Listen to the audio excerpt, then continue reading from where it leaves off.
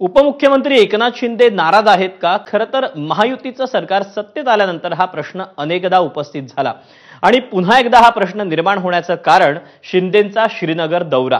राज्यात पालकमंत्री पदावरून वातावरण तापलेलं असताना उपमुख्यमंत्री एकनाथ शिंदे काश्मीरमधल्या थंड हवेत आराम करतायत। मंत्रिमंडळ बैठकीकडेही शिंदेंनी पाठ फिरवली, त्यामुळे शिंदे नाराज असल्याची चर्चा पुन्हा रंगली। पाहुयात या सगळ्याचा आढावा घेणारा हा स्पेशल रिपोर्ट।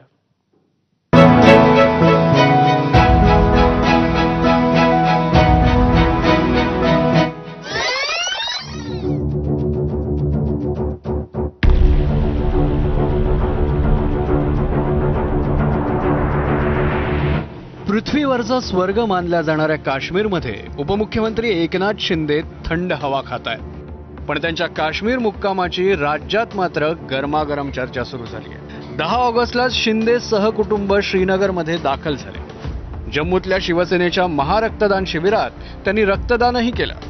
त्यानंतर मुंबईकडे कूच करण्याऐवजी ते पुन्हा श्रीनगरला गेले। तेव्हापासून त्यांचा मुक्काम श्रीनगरमध्येच आहे। मंत्रिमंडळ बैठकीकडे पाठ फिरवून काश्मीरमधला मुक्काम वाढवल्यानं शिंदे नाराज असल्याची चर्चा पुन्हा सुरू झाली आहे। शिंदे साहेब सुद्धा श्रीनगरवरनं निघालेले आहे, परंतु अद्यापर्यंत त्यांचं विमान पोहोचलेलं नाहीये, त्यामुळे ते अनुपस्थित होते।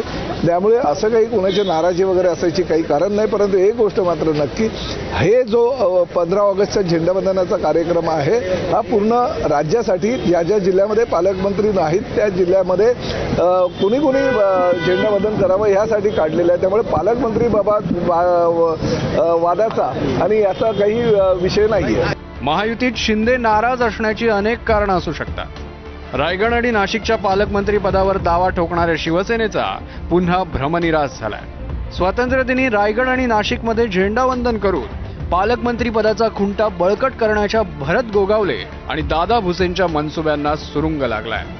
रायगड आणि नाशिकच्या पालकमंत्री पदाचा घोळ कायम आहे। देवेंद्र फडणवीस एकनाथ शिंदेंच्या खात्यांना आर्थिक शिस्त लावण्याचा प्रयत्न करत असल्याची चर्चा आहे।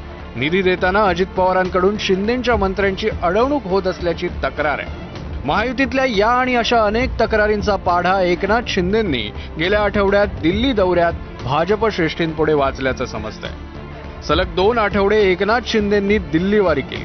तिथे त्यांनी पंतप्रधान नरेंद्र मोदी आणि केंद्रीय गृहमंत्री अमित शहा यांची भेट घेतली।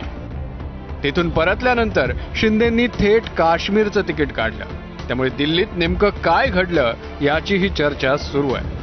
मी स्पष्ट सांगतो की आम्ही सगळ्या पदाधिकाऱ्यांना भेटलो, कोणामध्येही नाराजी नाही, कोणामध्येही अस्वस्थता नाही।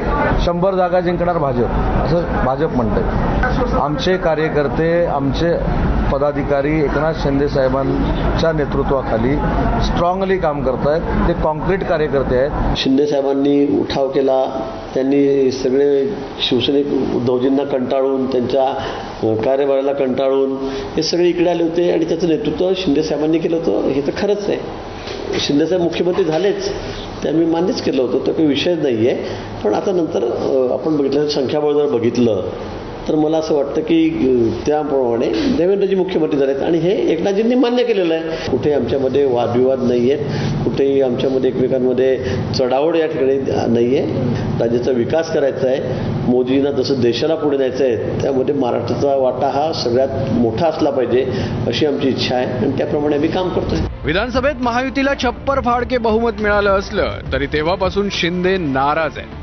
मुख्यमंत्रीपद हुकल्याची सल शिंदेंच्या मनात अजून कायम असल्याचं बोललं जात आहे। जेव्हा जेव्हा त्यांची नाराजी उफाळून येते तेव्हा तेव्हा ते थेट आपल्या दरेगावची वाट धरतात। मग राज्यात कितीही राजकीय घडामोडी सुरू असल्या तरी दरेतल्या शेतात रमणारे शिंदे पाहायला मिळतात। आता त्यांनी दिल्लीतून परतल्यानंतर दरेऐवजी काश्मीरची निवड केली।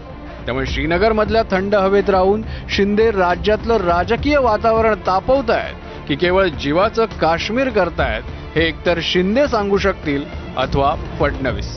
ब्युरो रिपोर्ट, ABP माझा।